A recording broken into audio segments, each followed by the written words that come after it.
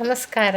ನನ್ನ ಎಲ್ಲ ಧ್ಯಾನ ಬಂಧುಗಳಿಗೆ, ಆತ್ಮ ಬಂಧುಗಳಿಗೆ ಅಂತ ತಿಳಿಸುತ್ತಾ, ಇವತ್ತು ಭಿನ್ನವಾಗಿ ಆಲೋಚಿಸೋ ಬುಕ್ಕಿಂದ ಒಂದು ಗುರುವಾಣಿ ಏನು ಹೇಳ್ತಾರೆ ಕೇಳ ಅಲ್ಲ, ಏನು ತಿಳಿಸ್ತಾರಂತ ಕೇಳೋಣ, ಆಲಿಸೋಣ ಅಂತ ಹೇಳಕ್ಕೆ ಇಷ್ಟಪಡ್ತೀನಿ. ಇವತ್ತು ನಮ್ಮ ಜೀವನ ಹೇಗಿದೆ, ಇವತ್ತು ನಾವು ಎಲ್ಲಿ ಸಿಕ್ಕಾಕೊಂಡಿದ್ದೀವಿ, ಹೇಗಿರಬೇಕು ಅಂತ. ಇದು ಮ್ಯಾಜಿಕ್ ಪುಸ್ತಕ ಅಲ್ಲ, ನಮ್ಮ ಪತ್ರಿಜಿ ಗುರುಗಳು ಏನು ಹೇಳ್ತಾರೆ ನೋಡೋಣ ಇವತ್ತು ಹೆಂಗಿರೋಣ ಅಂತೇಳಿ.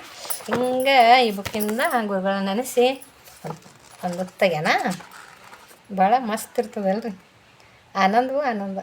ಏನು ಬಂತು ನೋಡೋಣ. ಹಾಂ, ಎಲ್ಲರೊಂದಿಗೆ ಬೆರೆಯಬೇಕು ಎಂಬ ನಿಯಮವೇನೂ ಇಲ್ಲ. ಒಬ್ಬಂಟಿಯಾಗಿಯಾದರೂ ಸರಿಯೇ ಎವರೆಸ್ಟನ್ನು ಹತ್ತಬಹುದು, ತಪ್ಪೇನೂ ಇಲ್ಲ.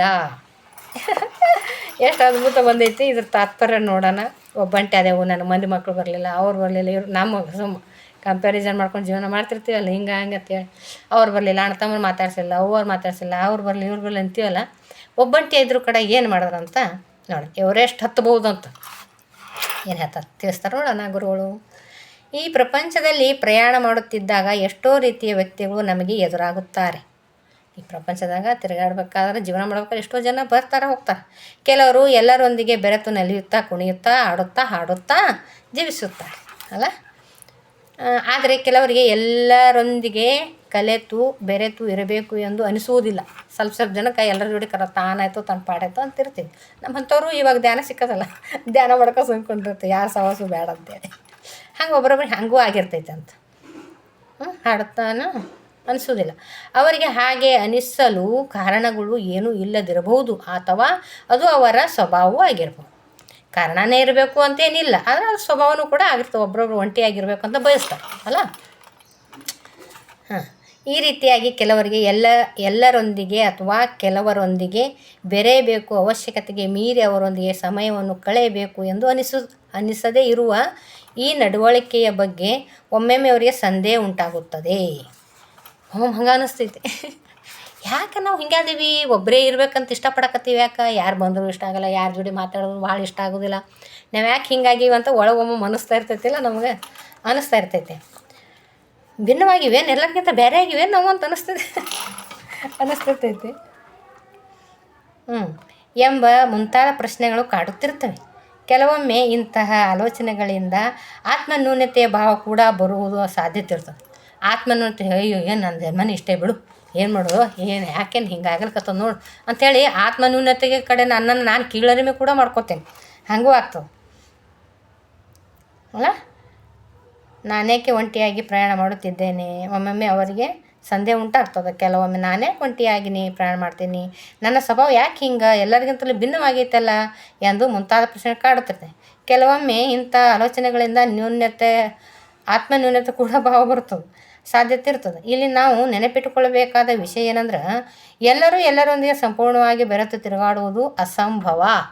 ಎಲ್ಲರ ಜೊತೆ ಇರಬೇಕನ್ನೋದು ತಪ್ಪಾಗ್ತದೆ, ಅದು ಆಗೋದು ಇಲ್ಲ. ಎಲ್ಲರ ಜೊತೆ ಎಲ್ಲರಿಗೆ ಅವ್ರು ಹೇಳ್ದಂಗೆ ಕೇಳುವುದನ್ನು, ಅವ್ರ ಮುಗಿನ ನೇರಕ್ಕೆ ನಾವು ಮಾತಾಡೋದು, ಅದು ತಪ್ಪಾಗ್ತದೆ, ಅದು ಆಗೋದಿಲ್ಲ. ನಮ್ಮ ಕಡೆಯಿಂದ ಸಾಧ್ಯತೆ ಇರ್ತದೆ. ನಾವು ಎಲ್ಲರೊಂದಿಗೆ ಸಂಪೂರ್ಣವಾಗಿ ಬೆರೆತು ಹೋಗಬೇಕಾಗಂಥ ಸಂಭವನೂ ಬರ್ತದೆ. ನಮ್ಮ ಲಕ್ಷಣಗಳು ನಮ್ಮಂಥವರೊಂದಿಗೆ ಬೆರೆತು ತಿರುಗುವಂತಾದರೆ ಸಾಕು ಎಂದು ಹಂತಕ್ಕಂಥವ್ರು ಸೇರೋದು ಸಂತೆ ಅಂತ ಅಂತಾರಲ್ಲ. ನಮಗೆ ಎಂಥವ್ರ ಜೋಡಿನೇ ಸೇರೋಕ್ಕಾಗಲ್ಲ. ನಮಗೆ ಅವ್ರಿಗೆ ಮ್ಯಾಚಿಂಗ್ ಆಗಬೇಕು ಅಂದ್ರೆ ಮಾತ್ರ ನಾವು ಅವ್ರ ಜೊತೆ ಇರ್ತೀವಿ. ಭಾಳ ಇವೆಲ್ಲ ನೋಡಿರಿ, ಈ ಫ್ರೆಂಡ್ ಸರ್ಕಲ್ದಾಗ ಅದು ಈ ಅಂಥವ್ರು ಇದ್ರೇ ಸಂತೆ ಆಗ್ತದೆ ಅಂತಾರೆ. ನನ್ನ ಭಾವನೆ ಅವ್ರ ಭಾವನೆ ಒಂದು ಸ್ವಲ್ಪರ ಸಿಂಕ್ ಆಗ್ತಾ ಇರಬೇಕು. 50% ಮ್ಯಾಚಿಂಗ್ ಆಗ್ತಿರ್ಬೇಕು ಅಂದ್ರೆ ನಡೀತದೆ ದಾರಿ. ಅವ್ರಿಗೆ ನಮ್ಗೆ ನಾವೊಂದು ಕಡೆ ಎಳೆಯೋದು, ಅವ್ರೊಂದು ಕಡೆ ಎಳೆಯೋದಂದ್ರೆ ಅವ್ರಿಗೆ ನಮಗೆ ನೀರು ಹರಿಯೋದಿಲ್ಲ. ಹಂಗೆ ಆಗ್ತದಂತ ಹೇಳ್ತಾರೆ. ಅಂದರೆ ಎಲ್ಲರೂ ಸಂಪೂರ್ಣವಾಗಿ ಬೆರೆತು ತಿರುಗಾಡುವುದು ಅಸಂಭವ. ನಮ್ಮ ಲಕ್ಷಣ ಇರುವವರೊಂದಿಗೆ ನಮ್ಮಂಥವರೊಂದಿಗೆ ಬೆರೆತು ತಿರುಗಾಡೋದ್ರೆ ಸಾಕನ್ನಿಸ್ತದೆ. ಅಷ್ಟೇ ಹೊರತು ಪ್ರತಿಯೊಬ್ಬರೊಂದಿಗೂ ಬೆರೆಯುವ ಮಾನಸಿಕ ಸ್ಥಿತಿಯಲ್ಲಿರಬೇಕು ಎಂಬುದು ಸಮಂಜಸವಲ್ಲ ಅಂತ ತಿಳಿಸ್ತಾರೆ. ಎಲ್ಲರ ಜೋಡಿ ಇರಲೇಬೇಕು, ನಾನು ಅದು ಹೋಗಲೇಬೇಕು, ಅದು ಮಾಡಲೇಬೇಕು, ಹಂಗೆ ಮಾಡಿದ್ರೆ ಹಂಗೆ ಆಗ್ತದೆ, ಹಿಂಗೆ ಮಾಡೋದು ಹಿಂಗೆ ಆಗ್ತದೆ ಅನ್ನೋದೇನಿಲ್ಲ. ಅದೇನು ಸಮಂಜಸ ಅಲ್ಲ. ಇಂಥ ಆಲೋಚನೆಗಳಿಂದ ನಮ್ಮನ್ನು ನಾವು ತೊಂದರೆಗೆ ಒಳಪಡಿಸಿಕೊಳ್ಳುವುದು ಸರಿಯಾದ ವಿಧಾನ ಅಲ್ಲ ಅಂತ ಹೇಳ್ತಾರೆ. ನಮ್ಮ ಕೈಲಿ ನೀಗಲಿಲ್ಲ ಅಂದ್ರೂ ನಮ್ಮ ಜೊತೆ ಅವ್ರಿಗೆ ಹೋಗೋದು ಇಷ್ಟ ಇರಲಿಲ್ಲ ಅಂದ್ರೂ ಅವ್ರ ಕಡೆ ಇರ್ಲಿಕ್ಕೆ ಆಗಲಿಲ್ಲ, ಜೊತೆ ಮಾತಾಡೋಕೆ ಮನಸ್ಸಾಗಲಿಲ್ಲ ಅಂದ್ರೂ ಕೂಡ ನಾವು ಒತ್ತಾಯಪೂರ್ವಕವಾಗಿ ಮಾಡೋಕೆ ಹೋಗ್ತೀವಲ್ಲ, ಅದೇನು ಅವಶ್ಯಕತೆ ಇಲ್ಲ ಅಂತ ಹೇಳ್ತಾರೆ ಗುರುಗಳು. ಅದೇನು ಮಾಡ್ಕೋಬೇಡ್ರಿ, ಹಂಗೇನು ಸರಿಯಾದ ಅದೇನು ವಿಧಾನ ಸರಿಯಾದ ವಿಧಾನ ಅಲ್ಲ, ಹಂಗೆ ಇಲ್ಲಲ್ಲ ನಾ ಅನ್ಕೋಬೇಡ್ರಿ ನೀವು ಅಂತಾರೆ. ಎಲ್ಲರೊಂದಿಗೆ ಬೆರೆಯಬೇಕು ಎಂಬುದು ಎಷ್ಟೋ ಸಂದರ್ಭಗಳಲ್ಲಿ ಸಮಯವನ್ನು ವೃಥಾ ಆಗುವಂತೆ ಮಾಡುತ್ತದಷ್ಟೇ. ಎಲ್ಲರ ಜೋಡಿ ಕೂಡಿರ್ಬೇಕು ಒಬ್ಬಂಟಿದ್ದಾರೆ ನೋಡ್ರಿ ಎಷ್ಟು ಚಂದ ಕೆಲಸ ಆಗ್ತಾವೆ. ಒಬ್ಬಂಟಿದ್ರಾಗ ಒಂದು ಇಬ್ಬರು ಮೂವರು ಇರಲಿ, ಕೆಲಸ ಅಲ್ಲಿದಲ್ಲೇ ಬಿದ್ದು ಬಿಡ್ತದೆ ಭಾಳ. ಅವ್ರು ಮಾಡ್ತಾರೆ ನಾ ಬಿಡೋದು, ನಾ ಮಾಡ್ತಾರತ್ತ ಅವ್ರು ಬಿಡೋದು, ಹಂಗೆ ಮಾಡೋಕೆ ಕೆಲಸ ಉಳಿತಾವ, ಸಮಯ ವೇಸ್ಟ್ ಆಗ್ತದೆ ಹೊರತಾಗಿನೂ ಅದೇನು ಏನು ಸಂದರ್ಭಕ್ಕೆ ವೃಥಾ ಸಮಯ ಹಾಳಾಗ್ತದೆ ಅಂತ ಹೇಳ್ತಾರೆ. ಎಷ್ಟೋ ರೀತಿಯ ಮಾನಸಿಕ ತೊಂದರೆಗಳು ಕೂಡ ಸೃಷ್ಟಿಸ್ತವೆ. ಇನ್ನು ಮಾತಾಡ್ತಾ ಏನಾಗ್ತದೆ, ಅವ್ರ ಜೋಡಿ ಕೂತು ಮಾತಾಡೋಕೆ ಎಲುಬೆಲ್ಲ ನಾಲಿಗೆ ಏನೋ ನಾವೊಂದನು ಅವರೊಂದನು ಜಗಳನೇ ಆಗ್ತಾವೆ. ಆಮೇಲೆ ಪಿರಾದಿ ಚಾಡ ಚಿತ್ತಾರ ಇವೆಲ್ಲ ಖಾಲಿ ಕೂತು ಮಾಡೋ ಕೆಲಸಗಳು ಇವು.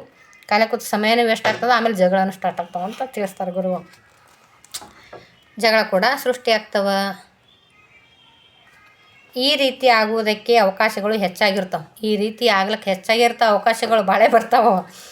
ನಾವು ನಮ್ಮ ದಾರಿಯನ್ನು ಹೋಗುತ್ತಾ ಇದ್ದರೆ, ಅದು ಸರಿಯಾದ ದಾರಿಯಾಗಿದ್ದರೆ ನಮ್ಮಂಥವರೇ ನಮಗೆ ಎದುರಾಗಿ ನಾವು ಅವರೊಂದಿಗೆ ಆನಂದದಿಂದ ಮುಂದೆ ಹೋಗುವುದು ತಪ್ಪದೇ ನಡೆಯುತ್ತದೆ.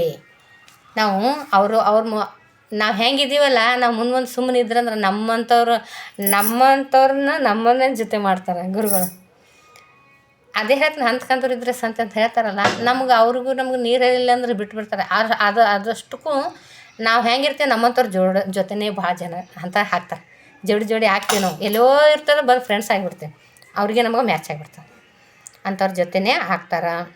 ನಮಗೆ ಎದುರಾಗಿ ನಾವು ಅವರೊಂದಿಗೆ ಆನಂದದಿಂದ ಮುಂದೆ ಹೋಗುವುದು ತಪ್ಪದೇ ನಡೆಯುತ್ತದೆ. ಆದ್ದರಿಂದ ನಮ್ಮಂಥವರೊಂದಿಗೆ ಮತ್ತು ಅವಶ್ಯಕತೆ ಇರುವವರೊಂದಿಗೆ ಮತ್ತು ಸತ್ಯದಲ್ಲಿ ಇರುವವರೊಂದಿಗೆ ಬೆರೆತರೆ ಸಾಕು. ನೋಡಿ, ಇವ್ರ ಜೋಡಿ ಕೂಡಿ ಊರ ಕತೆ ಹೇಳೋದಕ್ಕಿಂತಲೂ ಅವಶ್ಯಕತೆಗೆ ಎಷ್ಟು ಬೇಕೋ ಅಷ್ಟು ಬೆರಿಬೇಕು ಜನರ ಜೊತೆ, ಮತ್ತು ಸತ್ಯದ ಜೊತೆ ಇರೋರ ಜೊತೆ ಇರಬೇಕು. ಇರುವವರ ಬೆರೆತ್ರೆ ಸಾಕು ಅಂತ, ಅವಶ್ಯಕತೆ ಎಷ್ಟು ಬೇಕು ಅಷ್ಟು ಇದ್ರೆ ಸಾಕು. ನಾವು ಅವ್ರ ಜೋಡಿ ಮಾತಾಡಲಿಲ್ಲ, ಬೀಗರ ಜೋಡಿ ಹೋಗಿ ಬರಲಿಲ್ಲ, ಏನು ಅನ್ಕೋತಾರೇನೋ, ಏನು ಬಿಡ್ತಾರೇನೋ ನಾವು ವಿಚಾರ ಮಾಡ್ತಿರ್ತೀವಲ್ಲ, ಅಂಥವೆಲ್ಲ ಏನು ವಿಚಾರ ಇಲ್ಲ. ಆರಾಮ್ಸೆ ನೀವು ಒಬ್ಬಂಟಿಯಾಗಿದ್ದರೂ ಕೂಡ ಸತ್ಯವಂತರ 4 ಜನ ಇದ್ದರೂ ಕೂಡ, ಒಬ್ಬರೇ ಇದ್ದರೂ ಕೂಡ ಅವ್ರ ಜೊತೆ ಇರ್ಬೋದು ಅಂತ ತಿಳಿಸ್ತಾರೆ. ಎಲ್ಲ ಎಷ್ಟು ಅದ್ಭುತ ಇಲ್ಲ. ಅದಕ್ಕೆ ಅವ್ರ ಜೋಡಿ ಕತೆ ಹೊಡೆದು ಬಿಡಮ್, ಧ್ಯಾನ ಮಾಡಮ್, ಆನಾಪಾನಸತಿ ಧ್ಯಾನ ಮಾಡಮ್.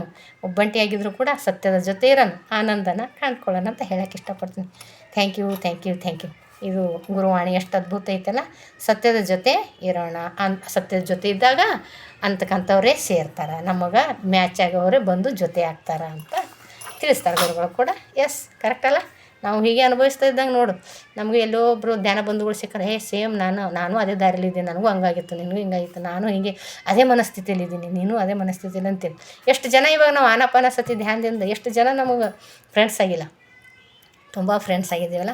ಹೀಗೆ ಸಜ್ಜನ ಸಾಂಗತ್ಯ ಮಾಡ್ತೀವಿ, ಸತ್ಸಂಗ ಮಾಡ್ತೀವಿ, ಧ್ಯಾನ ಮಾಡ್ತೀವಿ, ನಮ್ಮ ಕಷ್ಟ ನಾವು ಮನೆಯ ವಿಷಯಗಳನ್ನು ಹಂಚ್ಕೊತೀವಿ, ಒಳ್ಳೆಯ ರೀತಿಯಿಂದ ಹಂಚ್ಕೊತೀವಿ, ಅವರು ಒಳ್ಳೆಯ ರೀತಿಯಿಂದ. ಇದನ್ನೇ ಯಾರ ಮುಂದೆ ನನಗೆ ಏನಾರ ಆಗಿರೋದನ್ನು ಸ್ವಲ್ಪ ಯಾರ ಮುಂದೆ ಹೇಳೋ ನೋಡೋಣ, ಈ ಕಟ್ಟೆ ಮೇಲೆ ಕೂತ್ಕೊಂಡು ಮಾತಾಡೋರ ಮುಂದೆ ಅಷ್ಟು ಹೇಳಿದ್ರೆ ಸಾಕು, ಒಂದು ಇಷ್ಟು ಮಾಡಿಬಿಡ್ತಾರೆ. ಅದು ಜಗಳ ಆಗ್ತಾವೆ, ಆಮೇಲೆ ಸಮಯನೂ ವೇಸ್ಟ್ ಆಗ್ತದೆ, ಜಗಳನೂ ಆಗ್ತಾವೆ. ಯಾಕೆ ಬೇಕು ಇಂಥದ್ದೆಲ್ಲ? ಆರಾಮಾಗಿ ಧ್ಯಾನಸ್ಥರಾಗೋಣ, ಆಯುಷ್ಯ ಆರೋಗ್ಯ ಆನಂದ ಪಡ್ಕೊಳ್ಳೋಣ ಅಂತ ಹೇಳೋಕ್ಕೆ ಇಷ್ಟಪಡ್ತೀನಿ.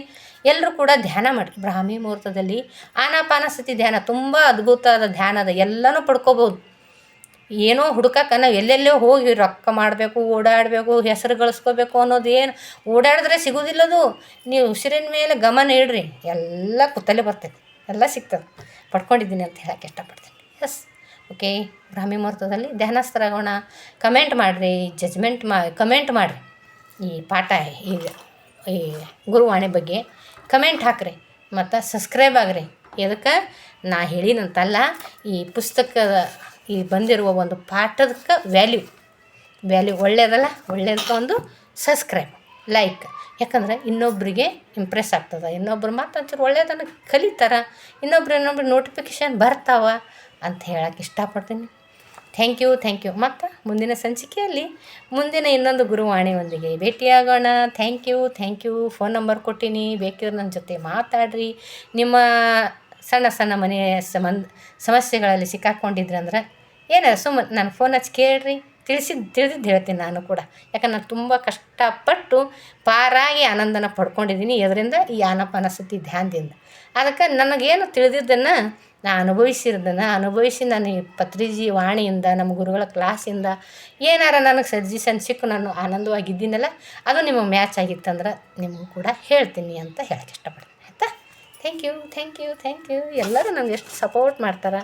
ಸಬ್ಸ್ಕ್ರೈಬ್ ಆಗಿರಿ ಪ್ಲೀಸ್, ಲೈಕ್ ಮಾಡಿರಿ. Thank you.